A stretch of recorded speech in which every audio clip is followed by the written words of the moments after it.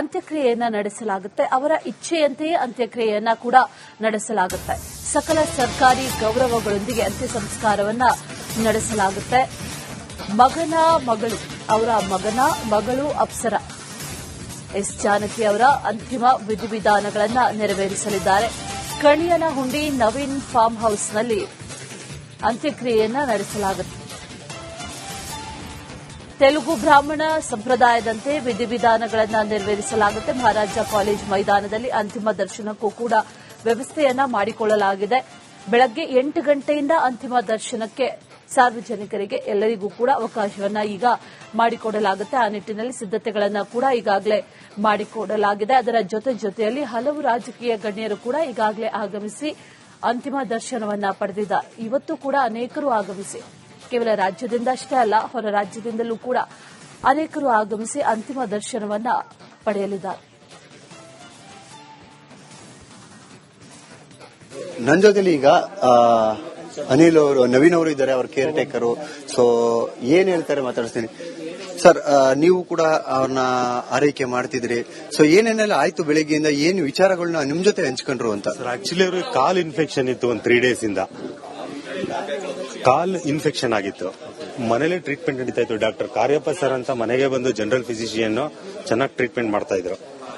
ಚೆನ್ನಾಗೇ ಇತ್ತು, ರಿಕವರ್ ಕೂಡ ಆಗಿದ್ರು. ಇದ್ದಕ್ಕಿದ್ದಂಗೆ ನಿನ್ನೆ ಬೆಳಗಿನ ಜಾವ 5 ಗಂಟೆಗೆ ಭಾಗ್ಯ ಅವರು ಫೋನ್ ಮಾಡಿದ್ರು. ಅಮ್ಮಗೆ ಅವರು ನೋಡ್ಕೊಂತಾ ಇರ್ತಾರೆ. ಅವ್ರು ಫೋನ್ ಮಾಡಿದ್ರು 5 ಗಂಟೆಗೆ. ನಾನು ಮತ್ತೆ ನವೀನ್ ಮತ್ತೆ ಅನಿಲ್, ಕಿಶನ್ 4 ಜನ ಬಂದು ಅಮ್ಮನ ಕಂಡೀಷನ್ ನೋಡಿದ್ವಿ. ಸರಿ ಅನ್ಬಿಟ್ಟು ಡಾಕ್ಟರ್ನ ಮತ್ತೆ ಕರೆಸಿದ್ವಿ. ಮತ್ತೆ ಒಂದು ಆಂಟಿಬಯೋಟಿಕ್ ಎಲ್ಲ ಕೊಟ್ಟು ಸ್ವಲ್ಪ ಮ್ಯಾನೇಜ್ ಆಯ್ತು. ಅದಾದ ನಂತರ ಅಮ್ಮ ಬಂದ್ರು, ನವೀನ್ ಅವರ ಅಮ್ಮ ಬಂದು ಕಂಡೀಷನ್ ನೋಡಿ, ಬೇಡ ನೀವೆಲ್ಲ ಚಾನ್ಸ್ ತಗೋಬೇಡಿ, ಇಮಿಡಿಯೇಟ್ ಅಮ್ಮನ್ಗೆ ನೀವು ಹಾಸ್ಪಿಟಲೈಸ್ ಮಾಡ್ಬಿಡಿ, ಚಾನ್ಸ್ ತಗೊಳ್ಳೋದು ಬೇಡ ಅಂತ ಹೇಳಿದ್ರು. ಅದಕ್ಕೆ ನಾವು ಆಮೇಲೆ ಪಲ್ಸ್ ರೇಟಿಂಗ್ ಎಲ್ಲ ನೋಡಿದ್ವಿ. ಯಾಕೋ ಬರ್ತಾ ಲೋ ಆಗ್ತಾ ಇತ್ತು. ಇಮಿಡಿಯೇಟ್ ಏನ್ ಮಾಡಿದ್ವಿ, ಡಾಕ್ಟರ್ ನಿತಿನ್ ಚಂದ್ರ ಸರ್ ಅಂತ ಅವ್ರ ಆರ್ಥೋ ಡಾಕ್ಟರ್, ಅವ್ರ ಅಂಡರ್ ಅಲ್ಲೇ ನಮ್ಗೆ ಇಲ್ಲಿ ಟ್ರೀಟ್ಮೆಂಟ್ ನಡೀತಾ ಇತ್ತು. ತುಂಬಾ ಸಪೋರ್ಟ್ ಮಾಡಿದ್ದಾರೆ ನಮ್ಗೆಲ್ಲ. ಅವರು ಅಮ್ಮಗೋಸ್ಕರ ಅವರು ತುಂಬಾ ದೊಡ್ಡ ಫ್ಯಾನ್. ಆಸ್ ಎ ಡಾಕ್ಟರ್ ದೊಡ್ಡ ಫ್ಯಾನ್ ಅವರು ಕೂಡ. ಅವ್ರ ಅಂಡರ್ ಅಲ್ಲಿ ಫೋನ್ ಮಾಡಿ ಇಮಿಡಿಯೇಟ್ ನಾವು ಅಪೋಲೋ ಹಾಸ್ಪಿಟಲ್ಗೆ ಅಡ್ಮಿಟ್ ಮಾಡಿದ್ವಿ. ಅವರೆಲ್ಲ ಅಲ್ಲೆಲ್ಲ ಅರೇಂಜ್ ಮಾಡಿ ಅಲ್ಲಿ ಹೋಗಿ ಅಮ್ಮನ್ಗೆ ಎಲ್ಲ ಟೆಸ್ಟ್ ಎಲ್ಲ ಮಾಡಿದ್ರು. ಟೆಸ್ಟ್ ಎಲ್ಲ ಮಾಡಿದ್ರೆ ಅಮ್ಮನ್ಗೆ ಮಲ್ಟಿಪಲ್ ಆರ್ಗನ್ಸ್ಗೆ ಸ್ವಲ್ಪ ವೀಕ್ ಆಗ್ತಾ ಇದೆ. ಮಲ್ಟಿಪಲ್ ಆರ್ಗನ್ಸ್ ಅದರಲ್ಲಿ ಕಿಡ್ನಿಲಿ ಸ್ವಲ್ಪ ವೇರಿಯೇಷನ್ ಇದೆ ಅಂತ ಹೇಳಿದ್ರು. ಓಕೆ ಅಂದ್ಬಿಟ್ಟು ಎಲ್ಲ ಫಾರ್ಮಾಲಿಟೀಸ್ ಎಲ್ಲ ಮಾಡಿಸಿ ಡಯಾಲಿಸಿಸ್ಗೆ ಕರ್ಕೊಂಡೋದ್ರು. ಡಯಾಲಿಸಿಸ್ಗೆ ಕರ್ಕೊಂಡೋದ್ಮೇಲೆ ಅಮ್ಮ ಬಾಡಿ ಸಪೋರ್ಟ್ ಮಾಡಿಲ್ಲ, ಕಾರ್ಡಿಯೋಕ್ ಅರೆಸ್ಟ್ ಆಯ್ತು. ಒಂದ್ಸಲಿ ಕಾರ್ಡಿಯೋಕ್ ಅರೆಸ್ಟ್ ಆಯ್ತು, 2 ಸರಿ ಕಾರ್ಡಿಯೋಕ್ ಅರೆಸ್ಟ್ ಆಗಿ ರಿಕವರ್ ಆದ್ರು. ಆಕ್ಚುಲಿ 3rd ಟೈಮ್ ಇಲ್ಲ ಅಂತ ಹೇಳಿದ್ರು. ಇದಿಷ್ಟು ಹುಷಾರಿಲ್ಲ ಅಂತಂದಾಗ ಅವರ ಮೊಮ್ಮಗಳಿಗೆ ನೀವು ವಿಚಾರ ತಿಳಿಸಿದಾಗ ಅವ್ರೇನ್ ಹೇಳಿದ್ರು ಅಂತ? ಮೊಮ್ಮಗಳಿಗೆ ಬೆಳಗಿನ ಜಾವ 5 ಗಂಟೆಗೆ ವಿಚಾರ ತಿಳಿಸಿದ್ವಿ. ವಿಚಾರ ತಿಳಿಸಿದ ತಕ್ಷಣ ಅವ್ರು ಸ್ಟಾರ್ಟ್ ಮಾಡಿದ್ರು ಬ್ಯಾಂಗ್ಳೂರಿಂದ. ಅವರೆಲ್ಲ ಅವರು ಕಮ್ಯುನಿಕೇಶನ್ ಮಾಡ್ತಾ ಇದ್ರು, ನಮ್ ಜೊತೆ ಗೈಡ್ ಮಾಡ್ತಾ ಇದ್ರು, ಏನ್ ಮಾಡ್ಬೇಕು ಏನ್ ಮಾಡಬಾರ್ದು ಅಂತ. ನಾವು ಅವ್ರ ಗೈಡ್ ಲೈನ್ಸ್ ಅಲ್ಲೇ ಕರ್ಕೊಂಡೋಗಿ ಅಡ್ಮಿಟ್ ಎಲ್ಲ ಮಾಡಿದ್ವಿ. ಅವರು ಕೂಡ ಬಂದ್ರು ಆ ಟೈಮಲ್ಲಿ. ಆ ಫಾರ್ಮಾಲಿಟೀಸ್ಗೆಲ್ಲ ಅವರು ಫೈನಲ್ ಆಗಿ ಬಂದು ಎಲ್ಲ ಮಾಡಿ ಅಮ್ಮನ್ಗೆ ಈ ತರ ಆಗಿದ್ರಿಂದ ಅಷ್ಟೇ, ಇನ್ನೇನಿಲ್ಲ ಸರ್.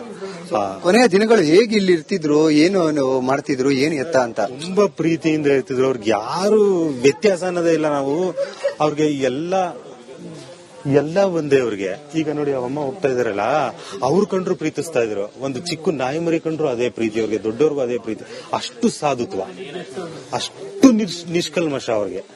ಸರ್ ಅವ್ರ ದೊಡ್ಡ ಆರ್ಟಿಸ್ಟ್ ಅನ್ನೋದಕ್ಕಿಂತ ಹೆಚ್ಚಾಗಿ ಅವ್ರ ವ್ಯಕ್ತಿತ್ವ ಸರ್. ಸೀರಿಯಸ್ ಆಗಿ ಹೇಳ್ತಾ ಇದೀನಿ. ನಾವು 2018, 2017ರಿಂದ ಸತತವಾಗಿ ಅವ್ರ ಜೊತೆ ಒಡನಾಟ ಇಟ್ಕೊಂಡಿದೀವಿ.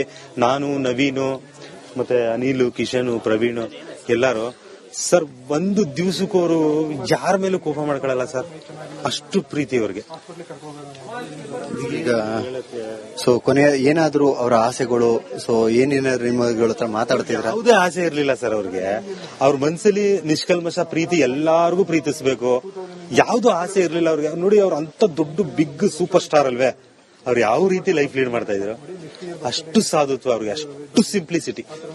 ಏನ್ ಆಸೆ, ಏನೋ ನಿಧನದ ನಂತರ ಅವ್ರು ಯಾವ ರೀತಿ ಇದ್ರು ಅಂತ ಅಬ್ಸಲ್ಯೂಟ್ಲಿ ಕುಗ್ಗೋಗ್ತಾರಲ್ವಾ ಸರ್. ಮಗ ಅಂದ್ರೆ ಮುರಳಿ ಅಣ್ಣ ಅವ್ರಿಗೆ, ಅವ್ರಿಬ್ರು ಬಂದೆ.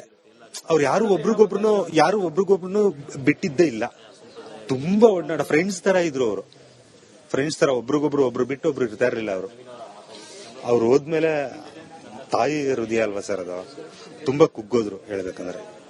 ತುಂಬಾ ನೆನ್ಸ್ಕೊಂಡು ಕೆಲವು ಸಲ ರಾತ್ರಿ ಎಲ್ಲ ಅಣ್ಣನ್ ನೆನ್ಸ್ಕೊಂಡು ತುಂಬಾ ನೋವು ಮಾಡ್ಕೊಂತ ಇದ್ರು ಮನ್ಸಲ್ಲಿ. ನಾವೆಲ್ಲ ಸಮಾಧಾನ ಮಾಡೋ, ನಾವೆಲ್ಲ ಇಲ್ವಾ ಅಮ್ಮ ಅಂತ. ಹೌದು ಕಂದ, ನೀವೆಲ್ಲ ಇಲ್ಲಿ ಇದ್ದೀರಾ ಅಂತಾನೆ ನಾನು ನನ್ ಮನೆಗೆ ಹೋಗಲ್ಲ. ಹೈದರಾಬಾದ್ ಅಲ್ಲಿ ದೊಡ್ಡ ಬಂಗ್ಲೆ ಇದೆ ಸರ್, ಅವ್ರಿಗೆ ದೊಡ್ಡ ಫ್ಯಾನ್ಸ್ ಟ್ರೂಪ್ ಇದೆ, ಎಲ್ಲಾ ಕಡೆ ಫ್ಯಾನ್ಸ್ ಇದಾರೆ. ಆದ್ರೆ ಮೈಸೂರಲ್ಲಿ ನಮ್ಮನ್ನೆಲ್ಲ ತುಂಬಾ ಪ್ರೀತಿಯಿಂದ ನಮ್ ಜೊತೆಲೇ ಇರ್ಬೇಕು ಅಂತ ಇಷ್ಟಪಟ್ಟು ಇಲ್ಲೇ ಇದ್ದು. ಮೈಸೂರು ಅಂದ್ರೆ ಏನಕ್ಕೆ ಅಷ್ಟೊಂದು ಪ್ರೀತಿ ಅವ್ರಿಗೆ? ನಾವೆಲ್ಲ ಇದೀವಲ್ಲ ಸರ್, ಮುಖ್ಯವಾಗಿ ನವೀನ್ ಸರ್, ನಾವೇನೇ ಹೇಳ್ಕೋಬಹುದು. ಫಸ್ಟ್ ನವೀನ್ ಕಂಡ್ರೆ ಅವ್ರಿಗೆ ತುಂಬಾ ಪ್ರೀತಿ, ಅದೇನೋ ಒಂಥರ ಅವ್ರಿಗೆ ಅವ್ನ್ ನೋಡಿದಾಗೆಲ್ಲ ಒಂಥರ ಮಗು ತರ ಪ್ರೀತಿ ಅವ್ರಿಗೆ. ಅವ್ರ ಜೊತೆ ನಮಗೂ ಅಷ್ಟೇ ಪ್ರೀತಿ ಮಾಡಿದ್ದಾರೆ, ಬಟ್ ಅವನಿಂದ ನಾವೆಲ್ಲ, ಹಾಗಾಗಿ ಮೈಸೂರು ಅಂದ್ರೆ ಅಷ್ಟೊಂದು ಅಟ್ಯಾಚ್ಮೆಂಟ್ ಸರ್ ಅವ್ರಿಗೆ. ಈಗ ಮೈಸೂರಿನಲ್ಲೇ ಅಂತ್ಯ ಸಂಸ್ಕಾರ ಮಾಡಿ ಅಂತಾನೂ ಕೂಡ ಹೇಳ್ಕೊಂಡಿದ್ರ ನಿಮ್ಮ ಹತ್ರ? ಸರ್ ಹೌದು, ನಾನು ಮೈಸೂರಲ್ಲಿ ಆಕ್ಚುಲಿ ಲಾಸ್ಟ್ ಟೈಮ್ ಹೈದರಾಬಾದ್ಗೆ ಹೋದಾಗ ಅವ್ರಿಗೆ ಕಾಲೆಲ್ಲ ಸ್ವಲ್ಪ ಇನ್ನೂ ಇನ್ಫೆಕ್ಷನ್ ಆಗಿತ್ತು, ಒಂದು 3-4 ಮಂತ್ಸ್ ಬ್ಯಾಕ್. ಅಲ್ಲಿ ಸೀರಿಯಸ್ ಆದ್ರೂ ಕೂಡ ಅಲ್ಲಿ ಹಠ ಮಾಡಿ ಅವರು ಅಲ್ಲೆಲ್ಲೂ ಹಾಸ್ಪಿಟಲೈಸ್ ಆಗ್ದೇನೆ ಇಲ್ಲಿಗೆ ಬಂದ್ರು ಹಠ ಮಾಡಿ. ಇಲ್ಲ ನಾನು ಮೈಸೂರಿಗೆ ಹೊಟ್ಟೋಗ್ತೀನಿ, ಅಲ್ಲೆಲ್ಲ ನನ್ನ ಮಕ್ಕಳೆಲ್ಲ ಇದಾರೆ, ನನ್ನೆಲ್ಲ ನೋಡ್ಕೊಂತಾರೆ, ಏನೇ ವ್ಯತ್ಯಾಸ ಆದ್ರೂ ಕೂಡ ನನಗೆ ಮೈಸೂರಲ್ಲೇ ನಾನು ಇರಬೇಕು ಅಂತ ಅನ್ಕೋತೀನಿ ಅಂತ ಹೇಳಿ ಮೈಸೂರಿಗೆ ಹಠ ಮಾಡ್ಕೊಂಡು ಬಂದು ರಿಕವರ್ ಆಗಿ ಚೆನ್ನಾಗಿದ್ರು ಸರ್. ಒಂದು 2-3 ಡೇಸ್ ಇಂದ ಅಮ್ಮ ಏನೋ. ಧನ್ಯವಾದಗಳು ಸರ್. ಇದಿಷ್ಟು ಅವರ ಕೇರ್ ಟೇಕರ್ಗಳ ಮಾತುಗಳಾಗಿತ್ತು.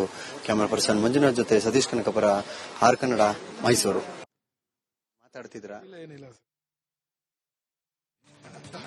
ರೈಟ್, ಅವರ ಕೇರ್ ಟೇಕರ್ ಮಾತಾಡಿದ್ದನ್ನ ಗಮನಿಸ್ತಾ ಇದ್ವಿ. ಯಾವ ರೀತಿ ಇದ್ರು, ಯಾವ ರೀತಿ ಬದುಕ್ತಾ ಇದ್ರು, ಎಷ್ಟು ಸರಳ ಜೀವಿಯಾಗಿದ್ರು, ಅದರ ಜೊತೆಯಲ್ಲಿ ಅವರ ಕೊನೆ ದಿನಗಳು, ಆ ಕೊನೆ ಕ್ಷಣಗಳು ಯಾವ ರೀತಿಯಾಗಿತ್ತು, ಇದೆಲ್ಲವನ್ನು ಕೂಡ ಅವರನ್ನ ಬಹಳ ಹತ್ತಿರದಿಂದ ಕಂಡಂತ ಕೇರ್ ಟೇಕರ್ ಮಾತಾಡ್ತಾ ಹೇಳ್ತಾ ಇದ್ರು. ಕೋಟ್ಯಾಂತರ ಅಭಿಮಾನಿಗಳು, ಚಿತ್ರರಂಗ ಜೊತೆಗೆ ಇಡೀ ಸಂಗೀತ ಕ್ಷೇತ್ರ ಸದ್ಯಕ್ಕೆ ಶೋಕ ಸಾಗರದಲ್ಲಿ ಮುಳುಗಿದೆ.